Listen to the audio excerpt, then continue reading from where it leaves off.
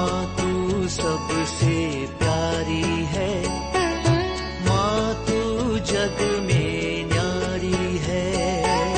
माँ तू सबसे प्यारी है, माँ तू जग में न्यारी है। अपने आंचल में रखना, अपने आंचल में रखना। हमें वरदानों से भरना। माँ तू सबसे प्यारी है, माँ तू जग में न्यारी है। माँ तू सबसे प्यारी है, माँ तू जग में न्यारी है। Mr. Rajan Samuel, a great missionary in Hindi heartland, first class with distinction. पिता, पुत्र और पवित्र आत्मा के नाम पर आमीन। आप सबों को जय यीशु। हम लोगों ने कल के क्लास के अंदर मार्कुस का सुसमाचार किसने लिखा, और मार्कुस कौन था, किसके लिए लिखा, और विशेषकर मार्कुस के सुसमाचार का डिवीजन दो भागों में कैसे डिवीजन करता है, और मार्कुस का सुसमाचार का अध्याय 1 वाक्य 1 के अंदर जो दो बातें हम लोगों को मिला, जो ईसा है वो उनका नाम है, मसीही उनका टाइटल है, ईश्वर का पुत्र उनका टाइटल है।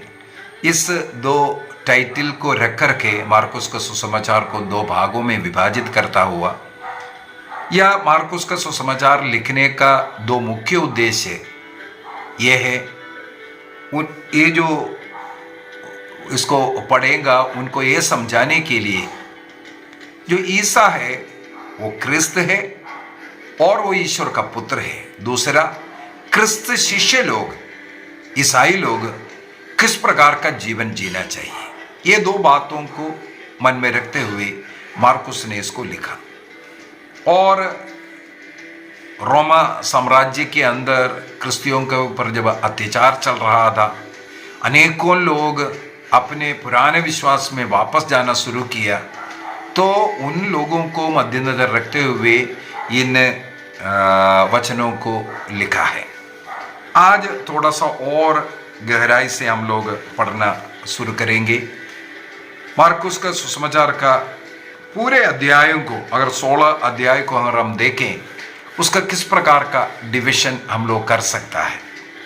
सबसे पहले वाक्य 1 को, इसको टाइटल वर्ड कहते हैं, टाइटल वर्ड कहते हैं। अध्याय 1 वाक्य 1, ईश्वर के पुत्र ईसा मसीह के सुसमाचार का प्रारंभ। कल भी हम लोगों ने इसके ऊपर मनन चिंतन किया था, वो सुसमाचार क्या है, सुसमाचार का प्रारंभ का क्या अर्थ है, ये सब जो है इसको दो भागों में विभाजित कर मार्कुस का सुसमाचार अध्याय 1 वाक्य 1 से लेकर के 8:30 तक अगर हम लेंगे, उससे पहले भी 26 तक एक्चुअली है, 30 तक मान लो, क्योंकि अगला 31 से अध्याय 16 वाक्य 8 तक आता है। तो उसका हम कैसे देख रहा है। फर्स्ट में मैंने बोला था क्रिस्त है, ईसा क्रिस्त है, इसको प्रूफ करने वाला पोर्शन है। सेकंड पार्ट के अंदर ईसा मसीह ईश्वर का पुत्र है, या क्रिस्त शिष्य लोग कैसे जीवन जीना चाहिए, इसका विषय में बता कर दे रहा है। और इसको देखने के लिए अध्याय 8 में हम लोग एक बार जाते हैं, क्यों ऐसा डिवीजन किया है, इसको देखने के लिए अध्याय 8 में, वहां पर अध्याय 8 का वाक्य 30 में पेत्रुस ईसा मसीह को स्वीकार करते हुए, ये सब हम लोगों को मालूम है, कई बार विशेषकर हम लोग मत्ती के सुसमाचार में भी इसके विषय में सीखा था। कैसरिया फिलिपी प्रदेश होकर के ईसा मसीह और शिष्य जा रहे थे। उस समय पर ईसा मसीह ने शिष्यों से पूछते हैं, मेरे बारे में लोग क्या कहते हैं, कहीं ना बात बोल करके दिया। तब प्रभु से, तुम लोग क्या कहते हैं? तुरंत पेतरुस क्या कहते हैं, यहां पर थोड़ा सा फर्क है, वो भी मैं आपको बता कर दूंगा। इस पर ईसा ने पूछा, और तुम क्या कहते हो कि मैं कौन हूं? पेतरुस ने तुरंत उत्तर देते हैं, आप मसीही हैं, आप मसीही हैं। इस पर उन्होंने अपने शिष्यों को कड़ी चेतावनी दी कि तुम लोग मेरे विषय में किसी को भी नहीं बताना। पेतरुस को कोई शाबाशी नहीं देता है इधर, इसका मतलब वो पूर्ण रूप से नहीं बताया, यहां केवल आप मसीही, आप क्रिस्त है, केवल यही बोला। मत्ती के सुसमाचार में हम लोगों को मालूम है ईश्वर का पुत्र। अब ये ईश्वर का पुत्र बोलने वाला पोर्शन सेकंड पोर्शन में हम लोगों को मिलेगा जब हम लोग मार्कुस का सुसमाचार अध्याय 15 में जाएंगे। मार्कुस का सुसमाचार अध्याय 15 में, वहां पर उनके मृत्यु के समय पर वाक्य 38 से पढ़ते हैं, 38 और 39।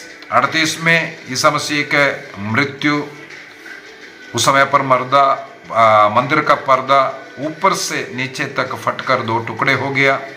शतपति ईसा के सामने खड़ा था, वह उन्हें इस प्रकार प्राण त्यागते देख करके बोल उठा, निश्चय ही यह मनुष्य ईश्वर का पुत्र था।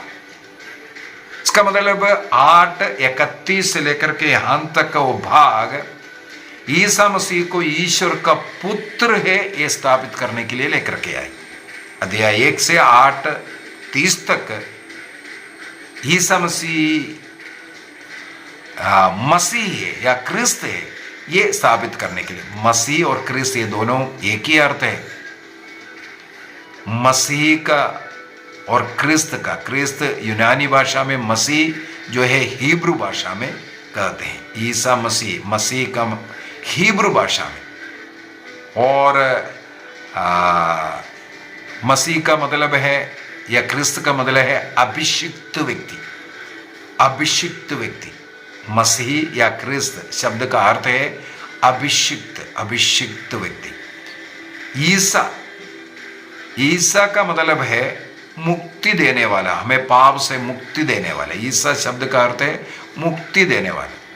इसका मतलब मुक्तिदाता वो अभिषिक्त व्यक्ति है ना, उनको तो ईश्वर का पुत्र है। ये सेकंड पार्ट में यहां पर हम लोगों को पढ़ने के लिए इसके अनुसार इसको डिवाइड करता हुआ हम लोग को मिलते हैं। पहला मसीह है कर करके आप क्रिस्त है या मसीह है कर करके पेतरुस स्वीकार करते हैं। दूसरे भाग में शतपदी प्रभु का मृत्यु को देकर के, मैं हाल ही में उसी के ऊपर भी एक क्लास लिया, इसलिए ज़्यादा मेरे हाल में रिपीट करने की ज़रूरत नहीं है ना। हमें क्रिस्तियों को क्रूसित प्रभु को देख करके स्वीकार करना है, हाँ ये मेरा क्रिस्त है, मेरा मुक्तिदाता है। चंगाई चमत्कार को देख करके नहीं, ये सब मैंने बोल करके दिया। अभी पेतरुस क्यों ईसा मसीह में ऐसे चमत्कार चंगाई ये सब देख करके यहाँ पर पेतरुस स्वीकार करते आप मसीही है करके, इसलिए प्रभु ने बोला तुम चुप रहे ना, किसी को नहीं बताना। अभी मत्ती के सुसमाचार में तुरंत हम लोगों को मिल रहा है अपने दुख भोग का भविष्यवाणी करता हुआ। तुम जो बोल रहा है वो क्रिस्त, वो एक क्रिस्तीय व्यक्ति को कैसे जीवन जीना है, क्रूस उठाने वाला बनने की जरूरत है। तो इसका एक अच्छा डिवीजन मैं बोल करके दे रहा हूं। सबसे पहले अध्याय 1 वाक्य 1 का मैंने जैसे बोला है टाइटल वर्ड है, और अध्याय 1 का 1 से लेकर के 13 तक जो है इसको प्रोलोग कहते हैं। जो पहले लिखने वाला जो भाग, अध्याय 1 का वाक्य 1 से लेकर के 13 तक का जो बातें हैं उसको प्रोलोग कहते हैं। सेकंड वहां अध्याय 1 14 से लेकर के ईसा मसीह का जो पब्लिक लाइफ शुरू हो रहा है, पब्लिक लाइफ शुरू होने वाला जगह है।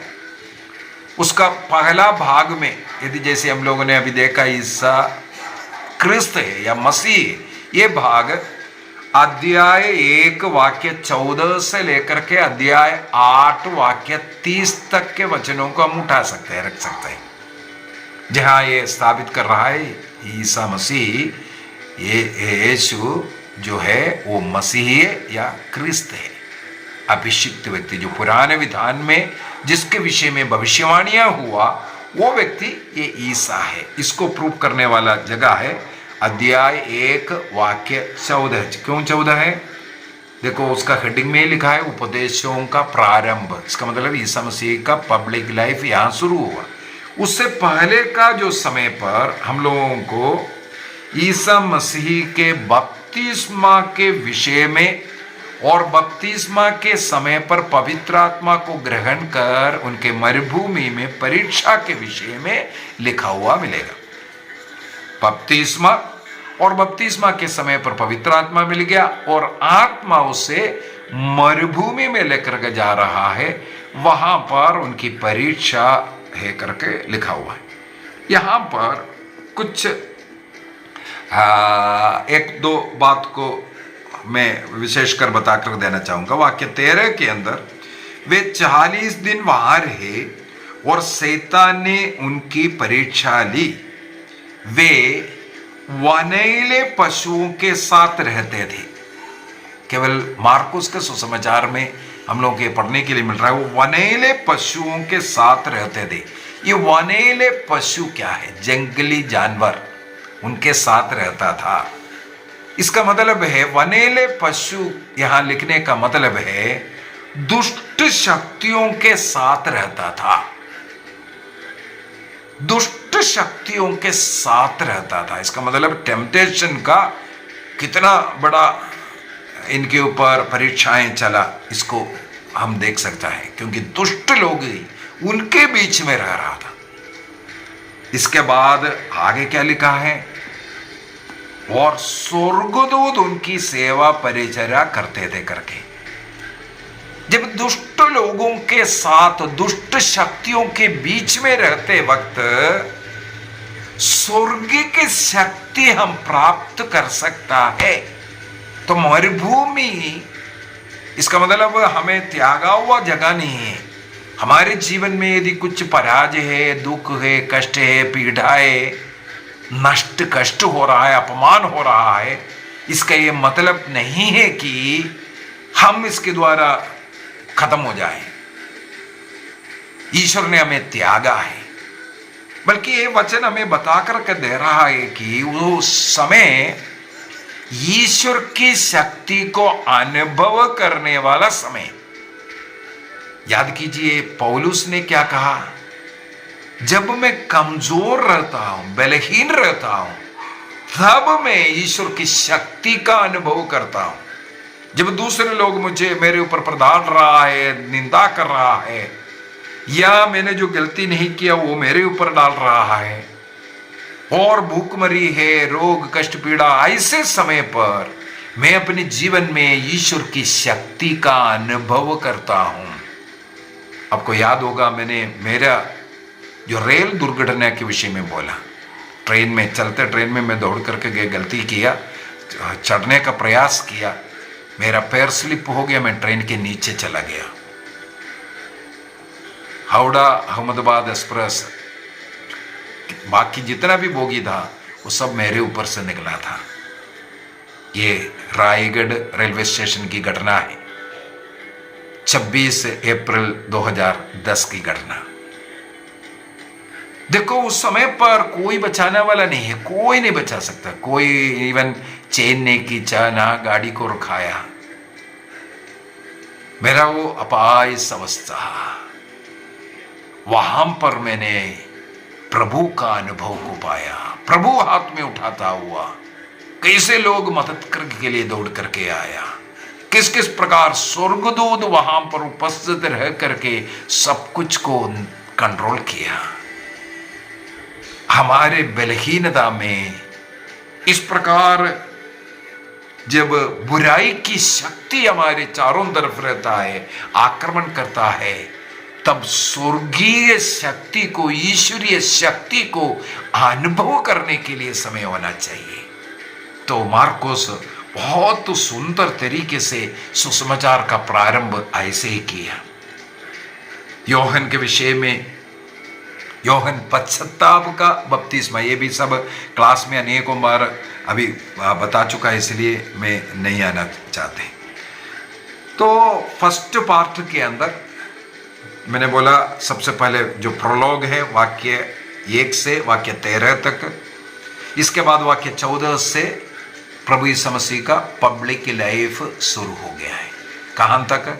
अध्याय 8 वाक्य 30 तक। अभी अध्याय 8 वाक्य 31 से लेकर के अध्याय 15 वाक्य 39 को हम लोगों ने अभी मनन चिंतन किया, कल के क्लास में भी मनन चिंतन किया। 15-39 में सत्पति का यीशु मसीह ईश्वर का पुत्र है ये स्वीकार करने वाला, वहां तक सेकंड पार्ट है। सेकंड पार्ट में हम लोग उसको स्वीकार कर सकते हैं। इसके बाद 15:40 से लेकर के अध्याय 16 वाक्य 8 तक उस बाइबल का कंक्लूशन पार्ट है। कंक्लूशन पार्ट है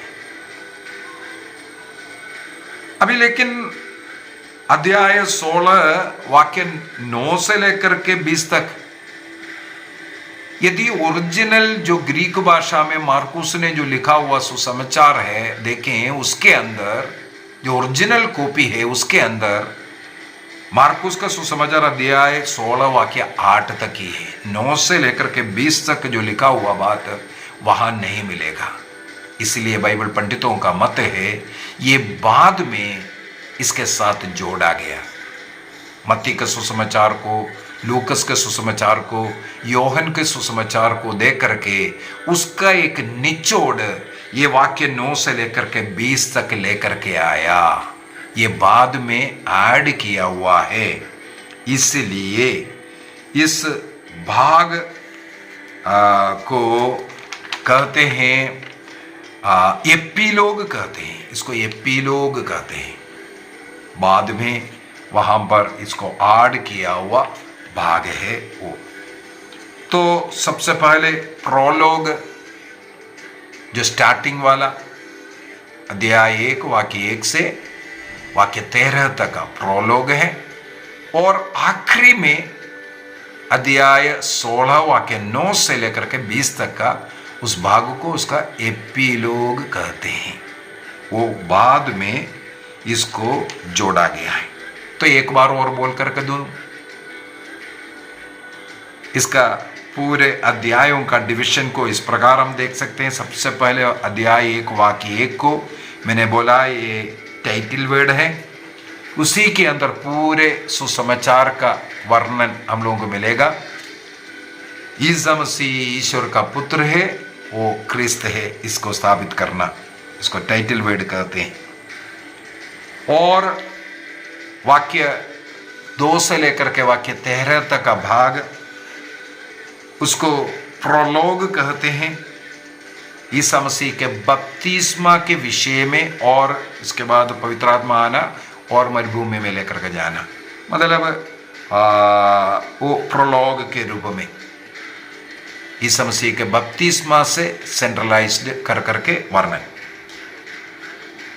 अध्याय 1 वाक्य 14 से लेकर के अध्याय 8 वाक्य 30 फर्स्ट पार्ट, उस पहला भाग के अंदर यीशु क्रिस्त है या मसीह है, अभिषिक्त है, इसको प्रूफ करने वाला भाग।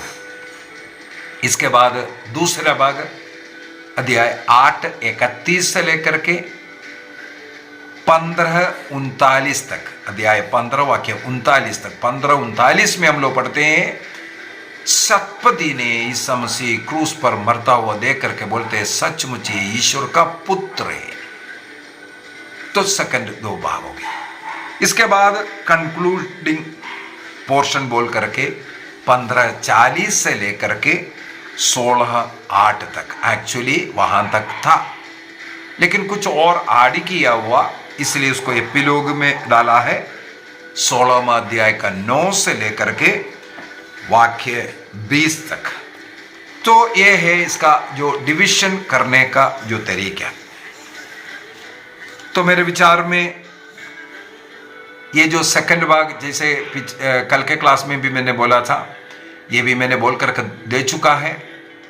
ईसा मसीह, who is Jesus, who is a disciple of Jesus, क्रिस्त शिष्य कौन है और क्रिस्त कौन है, इसका उत्तर हम लोग मार्कुस के सुसमाचार में ढूंढते हैं।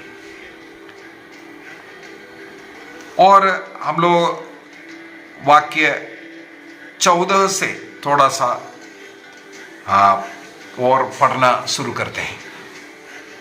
वहां पर हम लोगों को पढ़ने के लिए मिलता है, योहन के गिरफ्तार हो जाने के बाद ईसा गलीलिया आए। ये भी एक मुख्य बात है, ईसा मसीह गलीलिया आए कर करके।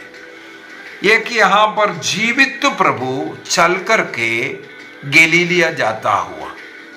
अभी यहां से लेकर के अध्याय 16 वाक्य 7 तक बातों को देखेंगे। इसको भी हम लोग एक कहानी बोलने के लिए काफी है, क्योंकि वहां पर भी हम लोगों को देखते हैं पुनर्जीवित प्रभु गलीलिया जाने के विषय में। पुनर्जीवित प्रभु यहां पर भी बपतिस्मा के बाद वह चल करके गलीलिया गया है। वहां पर हम लोगों को पुनर्जीवित प्रभु गलीलिया जाते वक्त हुए हम लोग पढ़ते हैं। अध्याय 16 वाक्य 7 में स्वर्गदूत कहते हैं, जाकर उनके शिष्यों और पेत्रुस से कहिए। ये भी मैंने बोल करके दिया, शिष्यों और पेत्रुस, क्योंकि पेत्रुस कलीसिया का मुखिया था, शिष्यों में मुखिया था। ईसा मसीह ने कलीसिया को उनके ऊपर स्थापित किया है, इसलिए पेत्रुस का नाम स्वर्गदूत ने यहां पर विशेष रूप से लिया है। क्या बोलना है कि वे आप लोगों से पहले गलीलिया जाएंगे। पुनर्जीवित प्रभु गलीलिया जाने के विषय में, वहां आप लोग उनके दर्शन करेंगे। यहां पर भी हम लोग देखते हैं योहन के गिरफ्तार हो जाने के बाद ईसा मसीह गलीलिया आए।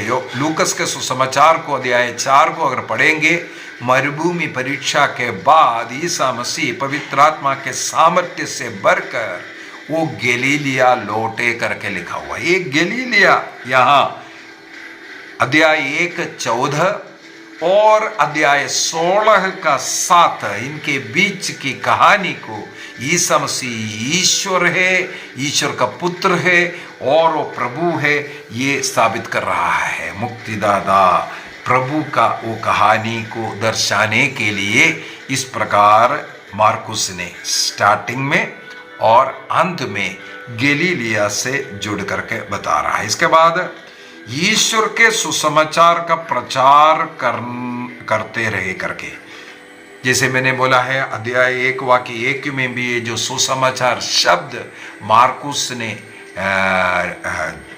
जो लिखा सबसे पहले, और उसी सुसमाचार यहाँ पर ईसा मसीह का घोषणा यही करते हुए क्या है, वाक्य 15 में समय पूरा हो चुका है, ईश्वर का राज्य निकट आ गया है, पश्चाताप करो और सुसमाचार में विश्वास करो। देखो 4 बात यहां पर हम लोगों को पढ़ने के लिए मिलता है। सबसे पहले ईसा मसीह का सुसमाचार में कहते हैं समय पूरा हो गया। समय पूरा हो गया, ये समय केरोस कहते हैं। केरोस, समय को केरोस कहते हैं। ये केरोस ईश्वर का जो समय, ईश्वर ने मनुष्यों को जो मुक्ति देने वाला जो समय, ईश्वर और मनुष्य का प्रेम संबंध, स्वर्ग उनको देने का उस समय को। लेकिन ये केरोस हमें मालूम होना चाहिए, ग्रीक एक देवता का नाम भी केरोस है। हर कार्य शुरू करता है करने वाला वो देवता, हर कार्य के प्रारंभ में मिलेगा ये जो केरोस देवता। देखिए यहां पर संत मार्कुस ने ग्रीक भाषा में लिखने वाला उस सुसमाचार को भी ऐसा लिखा है, ईश्वर का समय केरोस आ गया करके। ईश्वर का समय सही समय है। ये ग्रीक की देवी देवताओं के द्वारा नहीं, सचमुच में ईश्वर का समय, उसके ऊपर ध्यान रखने के विषय में। तो ईश्वर का जो प्लान जो था वो अब पूरा हो रहा है, इसलिए प्रभु ने ऐसा कहा। इसके बाद कहते हैं पश्चाताप करो। पश्चाताप के लिए यहां पर जो इस्तेमाल किया हुआ ये जो शब्द है, अपने गलती के लिए बैठ करके रोने के लिए नहीं है। बैठ करके रो ये नहीं, उसके लिए मेटनोइया एक शब्द इस्तेमाल किया है। मेटनोइया, मेटा माने बदलाव लाना, नूस माने मन, मन दिल। इसका मतलब मन का परिवर्तन प्रभु चाहता है। इसका मतलब ये बाहरी जो पश्चाताप रोने धोने कर कर जो दिखाने वाला, ये बाहरी नहीं, यहां इस्तेमाल किया हुआ ये मेटनोइया आंतरिक परिवर्तन लाना है, ये बता करके दे रहा है। दूसरी बात, जो हमने गलती किया इसलिए दुख, जो पीछे की ओर दे करके हमारे बीती दिनों में क्या हुआ उसको देख करके रोने के विषय में नहीं, बल्कि ये भविष्य की ओर देख करके, भविष्य की ओर देख करके मन का एक परिवर्तन लाने के विषय में ये मेटनोइया शब्द को इस्तेमाल करते हैं। तो ग्रीक भाषा में ये मेटनोइया शब्द यहां पर इस्तेमाल किया है। पश्चाताप करो अर्थात मन का एक बदलाव भविष्य की ओर देख करके। इसके बाद सुसमाचार में विश्वास करने के लिए कहते हैं। सुसमाचार में विश्वास करना, सुसमाचार मैंने बोल दिया है क्या है। सच बोलूं तो सुसमाचार ही ईसा मसीह है। ईसा मसीह में विश्वास करो बोलता है। ईश्वर का वो खुशखबरी मनुष्यों के लिए जो मिला हुआ खुशखबरी ईसा मसीह है, उनके द्वारा मानव जाति को मुक्ति है। एक और बात यहां बोल रहा है, ईश्वर का राज्य निकट आ गया है। क्यों हमें पश्चाताप करने की मेटनोइया का जरूरत है? क्योंकि हमें स्वर्ग राज्य चाहिए, ईश्वर का राज्य चाहिए। उस ईश्वर के राज्य के लिए हमें उस सुसमाचार ईसा मसीह में विश्वास करना, और ईश्वर का राज्य भी एक्चुअली देखा जाए वो ईसा मसीह है। यीशु क्रिस्त को ही हम स्वर्ग का राज्य निकट आ गया का मतलब है प्रभु वहां निकट आ चुका है। ये चार बातों को रख करके हमें सिखाते हैं। समय का पूर्ति होना, इसके बाद ईश्वर का राज्य निकट आ चुका है, और मन का परिवर्तन, इसका मतलब मेटनोइया, ये है पश्चाताप करो, वो शब्द रोने धोने के लिए नहीं। इसके बाद सुसमाचार में विश्वास करना, तो क्रिस्त स्वयं वो सुसमाचार है, उस क्रिस्त में हमें विश्वास करना है। इसके बाद अगला हम लोगों को पढ़ने के लिए मिलता है चार मच्छुओं को बुलावा। चार मच्छुओं को बुलावा, मेरे ख्याल में बुलावा के विषय में मैंने चार बातें पिछले मत्ती के सुसमाचार के समय पर एक अलग क्लास इसके ऊपर लिया था। उस अलग क्लास के अंदर मैंने बोल करके दिया था ईसा मसीह ने देखा, इसके बाद कुछ बोल रहा है उनको बुलाते हुए, तब लोग सब छोड़ करके ईसा मसीह के पीछे जानना। इसका मतलब सबसे पहले देखना। देखना, उस शब्द यहां पर जो लिखा हुआ है होराओ शब्द लिखा है। होराओ, होराओ शब्द का मतलब है ये बाहरी रूप रंग देखना नहीं है, आंतरिक दर्शन करना, अंदर को, आत्मा को, उनके मन का मनोभाव को, ये देखने को होराव शब्द, तो ईसा मसीह ने देखा, ये शब्द के लिए होराव शब्द को इस्तेमाल किया है। अर्थात ईसा मसीह ने उनके हृदय को देखा। क्या हृदय में देखा? पिता ने इनके जन्म से पूर्व में, माता के गर्भ में जन्म लेने के पूर्व में इनको इनके अंदर एक बीज डाला हुआ है। उस बीज को देखा, ईश्वर का सेवा करने का, बुलाहट का, क्रिस्त को जानने का, वो बीज को उन्होंने देखा। यही शिष्यत्व के लिए सबसे पहली जरूरत है, प्रभु देखना। ईसा मसीह ने बोला, तुमने नहीं, मैंने तुम्हें चुना और नियुक्त किया जिसे तुम जाकर के बहुत फल उत्पन्न करो। तो प्रभु हमें देखा, प्रभु ने हमें बुलाना है, तो पहले देखना जरूरी है। हमारे अंदर वो बीज प्रभु देख रहा है। इसके बाद उन्हें बुलाता है, मेरे पीछे आओ। क्या देखने के लिए बुलाया है? वहां पर बुलाते हुए कहते हैं, मेरे पीछे चले आओ, मैं तुम्हें मनुष्यों के मछुए बनाएंगे। समुद्र में मछलियों को पकड़ रहा था, अब प्रभु कहते हैं, पाप के समुद्र में डूबे हुए आत्माओं को बचाने वाला मछुआ मैं तुम्हें बनाऊंगा।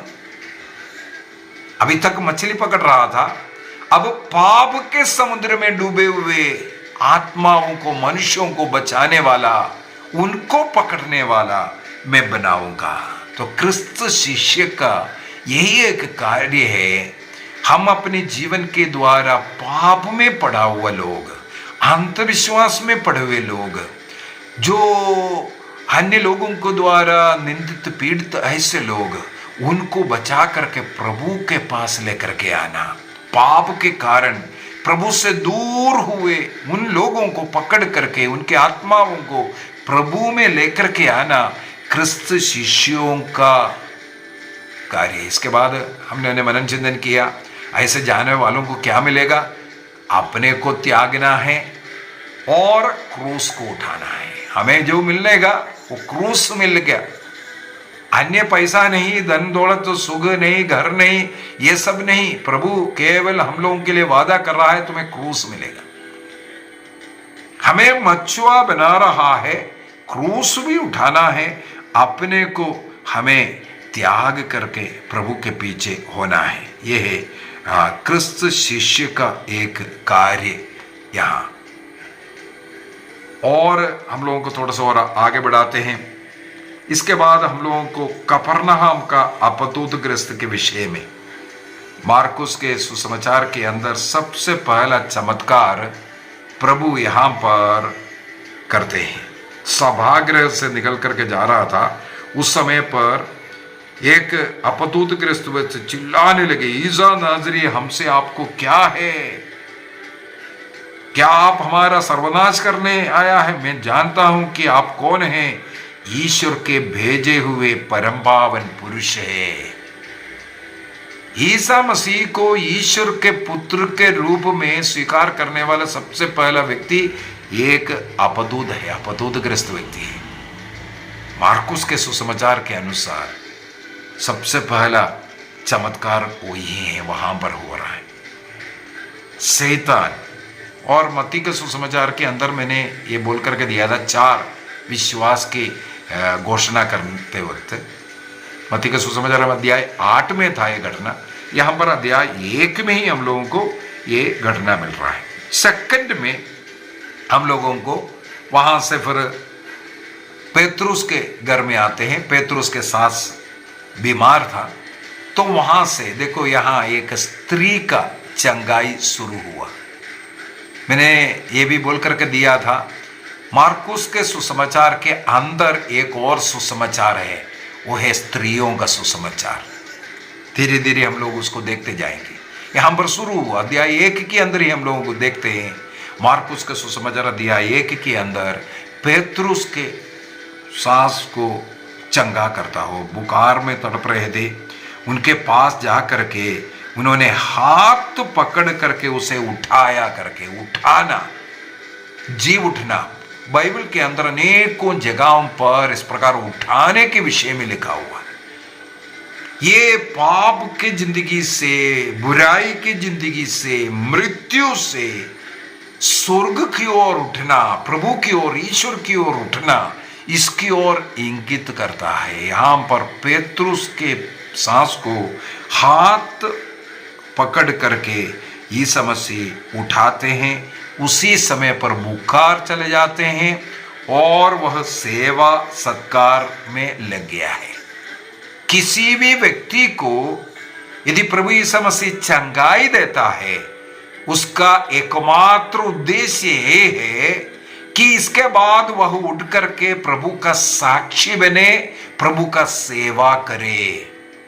कोई भी चिन्ह चमत्कार, इसके अलावा कोई और लक्ष्य नहीं है। हम लोग सोचेंगे हम लोगों ने प्रार्थना किया, चंगाई मिला। प्रभु ने हमें अगर चंगाई दिया है, किसी को भी ऐसा स्पर्श कर उनके जीवन में कुछ अच्छा कार्य हुआ, उसका एकमात्र उद्देश्य है वे उड़ करके इसके बाद क्रिस्त का साक्षी बने, क्रिस्त की सेवा करने वाला बने। यहां पर ही हम लोग देखते हैं पेतरुस की सांस को ठीक कर दिया, तुरंत वह उड़ करके लोगों के, वहां जितने भी लोग एकत्र थे उनकी सेवा परिचर्या सत्कार करना शुरू किया। वाक्य 32 से लिखा हुआ है, ये सुन करके लोग नाना प्रकार के बीमार लोगों को लेके आना शुरू किया। सब लोगों को प्रभु चंगाई दिया। वाक्य 34 में लिखा है, ईसा ने नाना प्रकार की बीमार से पीड़ित बहुत से रोगियों को चंगा किया और बहुत से आपतूतों को निकाला। इसके बाद गलीलिया में उनका दौरा, वहां घूम करके उनकी जो सेवा परिचर्या जो कार्य है उसके विषय में हम लोग पढ़ते हैं। तो यहाँ फर्स्ट पार्ट में हम लोगों ने देखा एक महिला को चंगाई मिलता हो। महिला को चंगाई मिलने का आगे भी हम लोगों को बहुत मिलेगा। ईसा मसीह के जो सेवा सत्कार ईसा मसीह के पास लेके आने वाले कई जो बीमार महिलाओं को, अध्याय 5 के अंदर हम लोगों को रक्तस्राव से पीड़ित महिला मिलेगा। इसके बाद जयरूस की बेटी है। ऐसे अनेकों महिलाओं के विषय में लिखा हुआ एक सुसमाचार है मार्कुस के सुसमाचार के अंदर। इसके बाद अध्याय 2 में अगर हम लोग जाएंगे, एक और है कोढ़ी का स्वास्थ्य लाभ भी इसके अंदर रह गया। कोढ़ी पुराने विधान के अनुसार, हम देखने वाली बात है, पुराने विधान के अनुसार कोढ़ी को कोई स्पर्श नहीं कर सकता। कोढ़ी अपने घर से तिरस्कृत व्यक्ति है। इस प्रकार का तिरस्कृत एक व्यक्ति को यहाँ स्वास्थ्य लाभ देता हुआ एक कोढ़ी ईसा के पास आकर के घुटना टेक करके प्रभु से अनन्य विनय करने लगे, आप चाहे तो मुझे शुद्ध कर सकते हैं। तो ईसा मसीह को तरस आया। ईसा मसीह ने हाथ बढ़ाकर यह कहते हुए उस कोढ़ी को स्पर्श किया। कोई भी व्यक्ति पुराने विधान के अनुसार कोढ़ी को स्पर्श नहीं कर सकता, कोढ़ी के कपड़े को स्पर्श नहीं कर सकता, इसलिए ही घर से ही उन्हें निकाला जाता है। यदि कोई उसे स्पर्श करेगा तो वो व्यक्ति भी अशुद्ध हो जाएगा। इसके बाद शुद्धिकरण का सारे प्रक्रिया करने के बाद वो शुद्ध हो सकता है। इसलिए कोढ़ी को स्पर्श ही नहीं करता। यहां पर प्रभु यीशु मसीह ने स्पर्श करके मैं यही चाहता हूं बोल करके उन्हें शुद्ध करते हैं। यहां पर दूसरी एक और बात देखने वाली बात है, ये कोढ़ी ने अपनी चंगाई नहीं मांगा। क्या लिखा है? आप चाहे तो मुझे शुद्ध कर सकते। चंगाई नहीं, बल्कि यहां पर वो बोल रहा है मुझे शुद्ध करना, शुद्ध करना। क्योंकि शुद्ध अशुद्ध की व्याख्या हम लोगों को लेवी ग्रंथ के अंदर इस प्रकार के लोगों के पास तक नहीं जा सकता।